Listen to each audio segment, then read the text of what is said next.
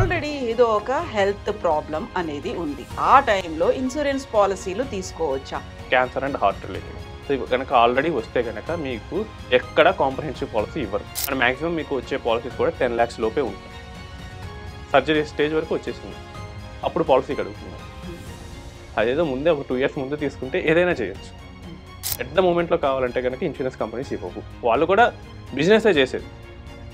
నువ్వేంటి వచ్చి 25,000 నా దగ్గర కట్టి రేపు 2.5 lakhs తీసుకోవాలంటే వాళ్ళు మాత్రం ఎందుకు తీస్తారు? సో ఎర్లీగా తీసుకోవడానికి ట్రై చేయండి.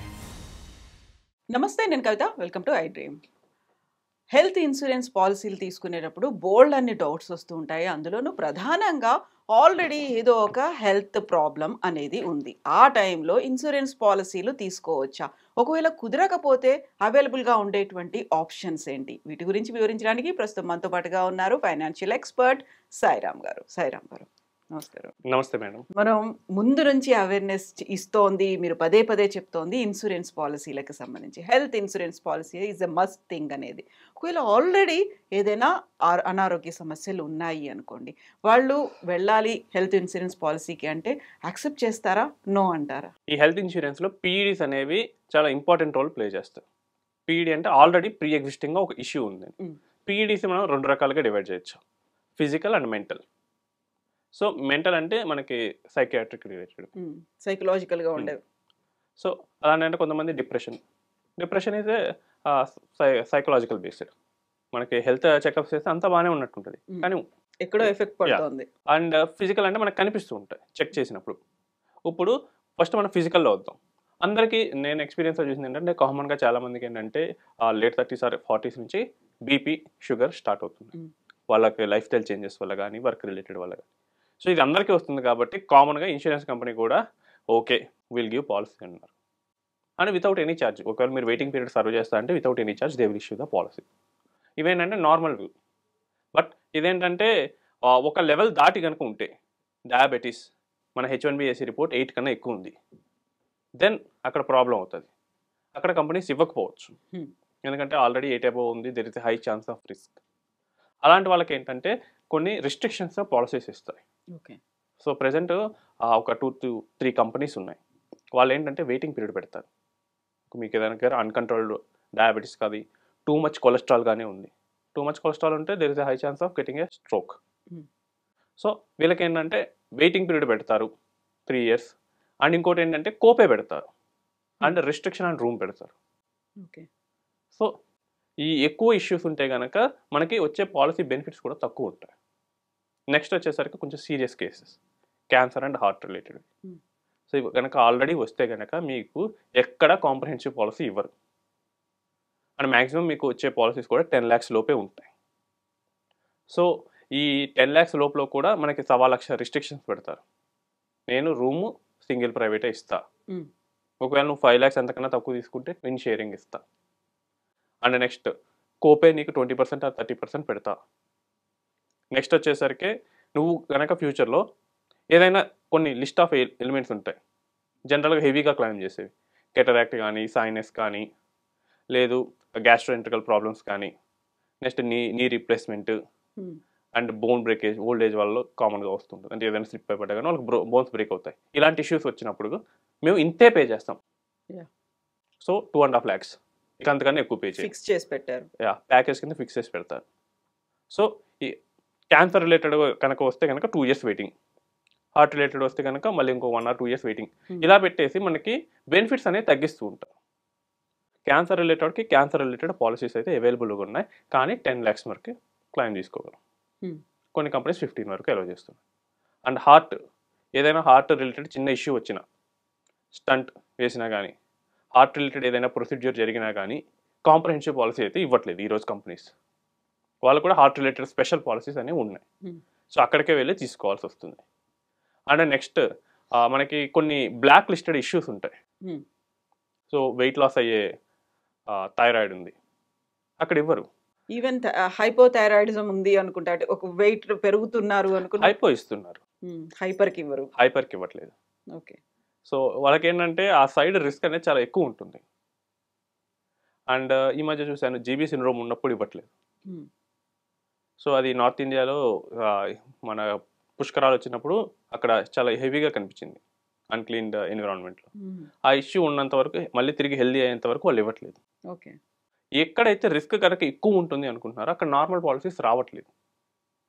అండ్ ఒకప్పుడైతే ఈ మెంటల్ ఇల్నెసెస్ కూడా పాలసీ ఇచ్చేవాళ్ళు కాదు.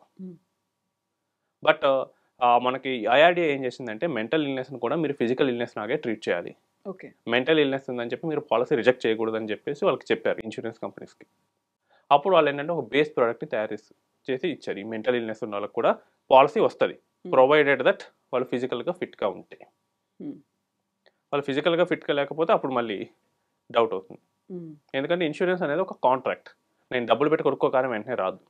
ఈ కాంట్రాక్ట్ని అవతల పార్టీ కూడా హానర్ చేయాలి. సో మీకు ఫిజికల్ ఇల్నెసెస్కి ఏమో there is high chance comprehensive policies రాకపోవడానికి ఛాన్స్ ఉంటుంది. మెంటల్ ఇల్నెస్ కంటే ఏంటంటే కనుక మనం 10 lakhs అలాంటి పాలసీస్ కనుక తీసుకుంటే దేర్ ఇస్ ఎ ఛాన్స్ మనకు వస్తుంది. ఏజ్ కనుక మనకి ఫేవర్గా ఉంది అనుకోండి, మెంటల్ ఇల్నెస్ కేసెస్లో కూడా వీ హ్యావ్ సీన్ సక్సెస్. ఒకవేళ ఏజ్ కనుక ఎక్కువ ఉంది అప్పుడు మళ్ళీ డౌట్ వస్తుంది, అప్పుడు కూడా పాలసీ అనేది కష్టమవుతూ ఉంటుంది. సో ఇవన్నీ లేకుండా ఉండాలంటే ఒకే ఒకటి, ఎంత ఎర్లీగా కుదిరితే అంత ఎర్లీగా మీరు పాలసీ ఇచ్చేసుకోండి. అండ్ బెటర్ హై సమ్ ఇన్సూర్డ్కి తీసుకోండి, ఎందుకంటే ఫ్యూచర్ ఎలా ఉంటుందో ఎవరికి తెలియదు. సో ఒక కేసు ఆల్రెడీ ఒక పర్సన్ ఏంటంటే డిస్కషన్ జరిగింది హెల్త్ ఇన్సూరెన్స్ మీద మా కొలీగ్ ఏజెంట్తో. సో ఆయన తీసుకుందాం అని చెప్పి వెయిట్ చేస్తూ ఉన్నాడు. సో ఆయన ఏంటంటే ఒక రోడ్డు దగ్గర పక్కన బైక్ ఆపి మాట్లాడుతున్నాడంట. ఒక వెహికల్ వచ్చేసి గుద్దింది, లెగ్ ఫ్రాక్చర్ అయింది. ఓకే. సో నాకు ఇప్పుడు ఇమ్మీడియట్గా పాలసీ కావాలన్న. మీరు ఇమ్మీడియట్గా డిసైడ్ అయ్యి అన్న ఆల్మోస్ట్ 1.5 months ఆయన డీలే చేశాడు. చూద్దా లేకపోతే నువ్వు మ్యాక్సిమం డిస్కౌంట్ ఇస్తావా, ఇలా చాలా క్వశ్చన్స్ వేసి. ఆయన కనుక ఇప్పుడు ఏం జరిగింది ఎవరికి తెలియదు. ఆయన కనుక ఇమీడియట్గా పాలసీ తీసుకొని ఉంటే ఇష్యూ వచ్చేది కదా. అండ్ ఇంకొకటి ఇది ఏంటంటే నా క్లయింట్కి 2024లో ఇచ్చాను పాలసీ వాళ్ళ పేరెంట్స్కి. వాళ్ళు ఒక 4 months తర్వాత నార్మల్ హెల్త్ చెకప్స్ చేయించారు. So it was identified A cancer. ముందే కొంచెం తీసేసుకున్నారు కాబట్టి క్యాన్సర్ బిల్స్ ఆల్మోస్ట్ ఒక 25 lakhs వచ్చింది. Company has settled everything. Cancer చాలా ఎక్స్పెన్సివ్ అనుకుంటారు. యా, కీమోథెరపీ చేయించారు, మల్టిపుల్ సిట్టింగ్స్లో చేయించారు మేడం. సో మల్టిపుల్ సిట్టింగ్స్ అయినప్పుడు బిల్ అనేది పెరుగుతూ ఉంటుంది. సో మనకి హెల్త్ ఇన్సూరెన్స్ కంపెనీలో రిస్టోరేషన్ ఉన్న పాలసీ తీసుకోవడం వల్ల ప్రతిసారి మనకి క్లైమ్ అనేది వచ్చేసింది. సో మనకి ఏంటంటే ఈ PEDs age and complexity of the issue బట్టి పాలసీ ఇవ్వకపోవడం అనేది కూడా జరుగుతుంది. చాలా వరకు స్టంట్లు వేయించుకున్న వాళ్ళకి కూడా రిజెక్ట్ చేస్తూ ఉంటారు, చాలా అందులో కండిషన్స్ ఉంటాయి అనేది. స్టంట్స్ కనుక ఉంటే కనుక అసలు కాంప్రహెన్సివ్ పాలసీ రాదు మేడం. మీకు హార్ట్ రిలేటెడ్ చిన్న ఇష్యూ వచ్చినా, బ్రెయిన్ రిలేటెడ్ చిన్న వచ్చినా కానీ అవి కొంచెం మేజర్ ఆర్గాన్స్ కదా, ఇవి క్రిటికల్ ఇల్నెస్గా ఉంటాయి. ఇక ఒకవేళ ఏదైనా అయితే కనుక హెవీగా బిల్ అవుతుంది. అప్పుడు ఇన్సూరెన్స్ కంపెనీ కూడా ఆలోచిస్తుంది కదా. సో ఏదైనా నీకు ఏదో చిన్న డెంగ్యూ వచ్చింది, జస్ట్ ఒక 3 రోజులు హాస్పిటల్లో ఉంటాం కాదు కదా. సో దానికి సివియారిటీ ఉంటుంది అండ్ ట్రీట్మెంట్ కాస్ట్ కూడా అంతే లెవెల్లో ఉంటుంది. సో అందుకనే ఏదైనా ఇష్యూ వస్తే కనుక ఈ మేజర్ ఆర్గాన్స్ మీద, కిడ్నీ, లివర్, హార్ట్, బ్రెయిన్, ఇలాంటి వాటి మీద ఏదైనా మేజర్ కనుక ఇంపాక్ట్ వచ్చా, ఈవెన్ మైనర్గా చిన్న వచ్చినా కానీ ఈ హెల్త్ ఇన్సూరెన్స్ కంపెనీస్ అనేది పాలసీస్ కాంప్రహెన్సివ్ పాలసీస్ ఇవ్వట్లేదు. ఇస్తే కూడా హై ప్రీమియంతో ఇస్తున్నాయి. సో నార్మల్ పర్సన్కి 30,000 ఉంటే వీళ్ళ దగ్గర 50,000, 60,000 ఛార్జ్ చేస్తున్నారు. అండ్ రిస్ట్రిక్షన్తో ఇస్తున్నారు. కోపే నువ్వే మళ్ళీ 30% పెట్టుకో, కోపే 20% పెట్టుకో, ఇలాంటి వాటిలో ఇస్తున్నారు. సో బెటర్ మీకు ఆలోచన వస్తే తీసేసుకుంటే రేపు ఇన్ కేస్ ఏదైనా అయినా కానీ ఆల్రెడీ ఉన్న ఈ పాలసీ అయితే కంటిన్యూ అవుతూ ఉంటుంది, ప్రొటెక్ట్ చేస్తుంది. ఇప్పుడు minimum age limit, maximum limit అనేది ఏదైనా ఉందా ఏజ్కి రిలేటెడ్గా? మినిమం అంటే 91 days మేడం. ఓకే. మ్యాక్సిమం మీకు ఎంతైనా. కాకపోతే మనకి ఓల్డ్ ఏజ్ పెరిగే కొద్దీ కాంప్లెక్సిటీస్ అయితే పెరుగుతాయి కదా. సో ప్రీమియం కూడా అదే రేంజ్లో పెరగచ్చు. సో 91 days అంటే 3 months, పుట్టిన 3 months దగ్గర నుంచి మనం పాలసీ తీసుకోవచ్చు హెల్త్. పాలసీలో యాడ్ చేసుకోవచ్చు పేరెంట్స్ ఉంటే కనుక. సో మ్యాక్సిమం అంటే మేము ఇచ్చిన కేసెస్ అయితే 94 years ఇచ్చాం. ఓకే, అది మ్యాక్సిమం. ఇంకా ఒక క్లయింట్ రిటైర్డ్ పర్సన్ వచ్చారు, వాళ్ళ ఫాదర్కి తీసుకున్నారు. అంతకుముందు బ్యాంకులో ఉండేదంట. సో బ్యాంక్ దాని నుంచి బయటికి పోర్ట్ చేయించి తీసేసుకున్నాం. So he paid almost 1.2 lakhs. అంటే ఏజ్ పెరిగే కొద్దీ కొంచెం ఎక్కువ అవుతుంది. 10 lakhsకి 1.2 lakhs పే చేశారు. Okay. But policy is possible ఒకవేళ మనకి హెల్త్ ఇష్యూస్ కనుక కాంప్లెక్స్గా లేకపోతే. అందరికీ ఉండే బీపీ, షుగర్స్ అండ్ కంట్రోలబుల్ లెవెల్లో cholesterol or hypothyroid, this can be given. Okay. But if the issue goes beyond that, cancer related, heart related, then అక్కడ మనకి ఏజ్ అనేది కీ ఫ్యాక్టర్ అవుతుంది. ఎర్లీ ఏజ్ వచ్చిన ప్రాబ్లమే, టూ ఓల్డ్ అయినా ప్రాబ్లమే. So మధ్యస్థ ఏజ్లో ఉన్న వాళ్ళకి వీళ్ళకి కూడా పాలసీస్ వస్తూ ఉంటాయి. అండ్ పాలసీస్ కూడా మనకి ఏంటంటే ఒక 5 years కంటిన్యూ అయిన తర్వాత ఒకవేళ హెల్త్ కనుక బాగానే ఉంది అనుకోండి, క్లైమ్ చేయలేదు అనుకో, వీళ్ళే ఈ కంపెనీసే they will try to increase the sum insured also.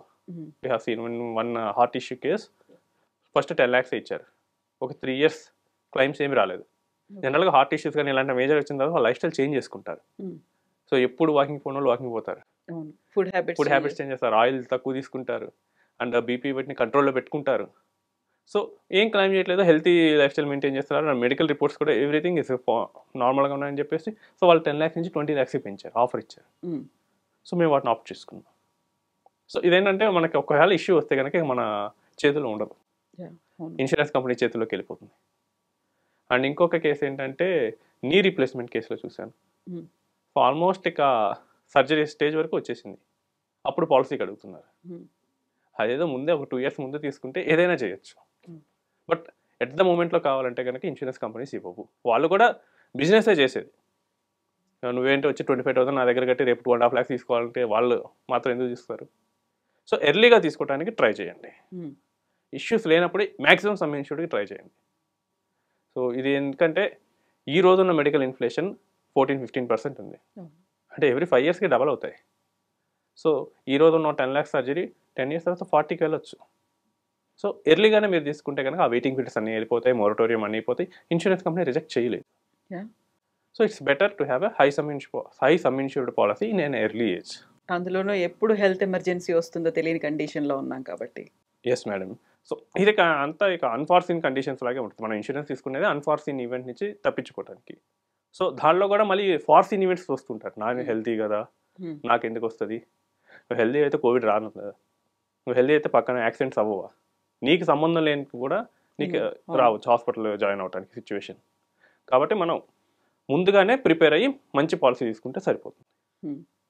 Yes అండి, థ్యాంక్ యూ సో మచ్ అండి. Thank you. And for more videos, Please subscribe to iDream. Please subscribe to iDream. Please subscribe iDream. And please subscribe to iDream. For more videos, subscribe to iDream. please like, share and subscribe to the channel. Congratulations, iDream. Subscribe to iDream. Subscribe to iDream. So subscribe to iDream Media. iDream team andarki huge congratulations. Please subscribe iDream Media. Please subscribe to iDream. Subscribe iDream. Please subscribe to iDream. iDream అంటే నా కళల ఛానల్ను subscribe చేసుకున్న నోరు తిరుగుతలేదు, మీరైతే గంట గుర్తు కొట్టండి. For more such videos, please subscribe to iDream. Subscribe to iDream. Please subscribe to iDream. Please subscribe iDream Media. Please do subscribe to iDream. Please subscribe to iDream Media. For best entertainment and information, please subscribe iDream. And don't forget to subscribe to iDream.